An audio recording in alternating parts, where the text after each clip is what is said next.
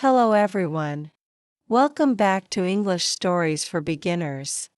I'm so happy to see you here today.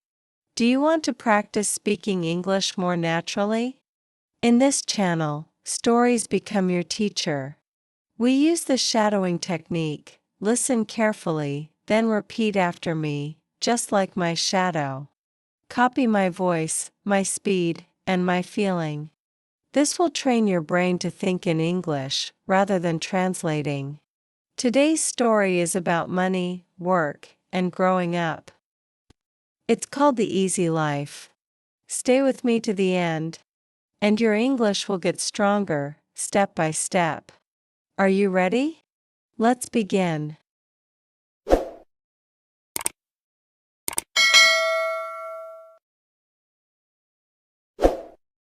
The Easy Life. My name is Leo. When I was young, I thought life was simple. My father had money, so I did not worry. I did not study much. I did not work. If I wanted new shoes, I bought them. If I wanted a new phone, I got the best one. If I wanted to travel, I traveled. My father paid for everything. I woke up late. I ate breakfast in bed. I watched TV for hours. I went out with friends. We wore expensive clothes.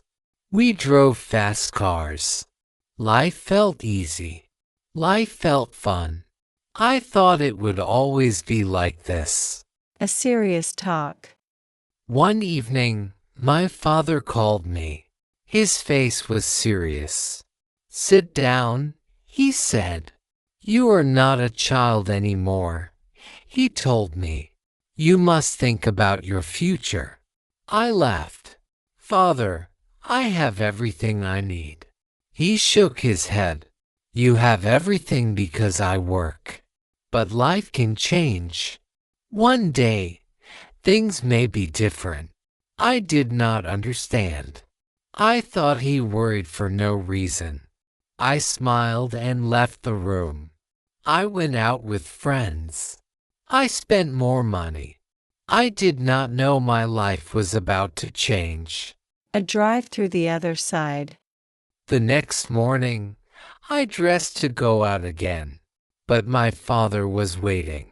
"Come with me," he said. We drove across the city. We reached a place I had never visited. Old buildings, dirty streets, tired faces. My father pointed at a fruit seller. "Look at him," he said. "He wakes up at dawn. He works all day. He does not complain. He works to feed his family." Then he showed me a small shop. An old woman was sewing clothes. "She has worked for 40 years, he said. "She does not have much, but she keeps going." I felt something new inside me. I felt small. I felt quiet. I had never thought about people like them. I had never thought about work at all. The office behind the money. We drove again. We stopped at a tall building. My father's office. Inside was busy. Phones rang. People moved fast. Papers were everywhere. "Do you know what I do every day?" he asked. "You work," I said. He nodded. "I wake up early. I make big decisions. I solve problems. I take care of this company. I do it for our family." I looked around. Tired eyes. I had only seen the money. I had never seen the work. Guilt touched my heart.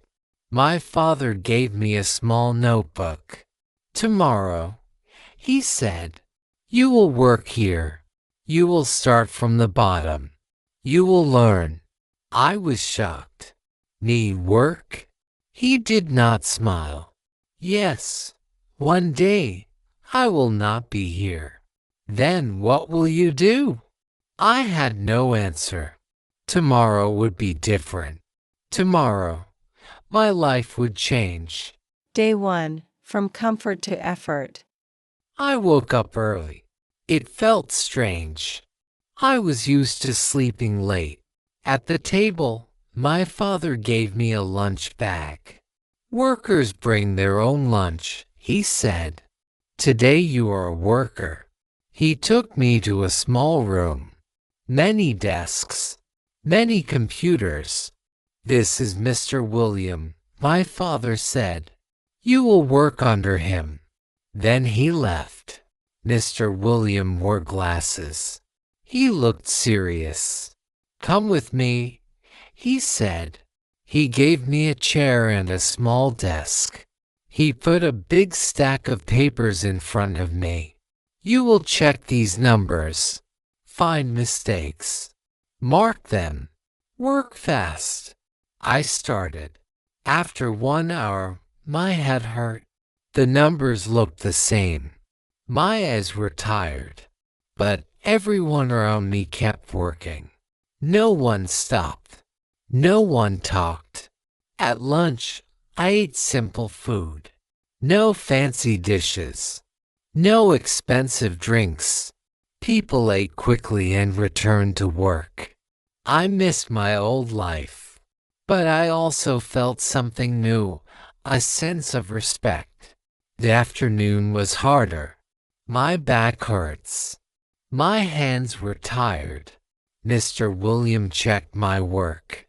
He found mistakes. Do it again, he said. I wanted to argue. I did not. I started again. When the day finally came to an end, I felt different. Tired, yes, but also changed. Outside, my father waited. He did not ask, "How was it?" He only smiled. I smiled back. Not because life was easy, but because I had earned that smile. Day 2. A new feeling. I woke up early again. My body was sore. My hands were stiff. But I went to work. You were slow yesterday, Mr. Williams said. Today, work faster. I sat down. I focused. I worked. By noon, I finished my task. He checked my pages. Fewer mistakes. Better, he said. Just one word. But it felt powerful. Stronger than buying something expensive. Better than wasting time with friends. It felt real. At lunch, I sat with coworkers. They talked about family, about rent, about small problems. They laughed a little. They went back to work. I listened.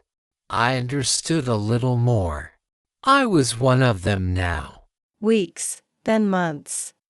Days became weeks. Weeks became months. I made fewer mistakes. I worked faster.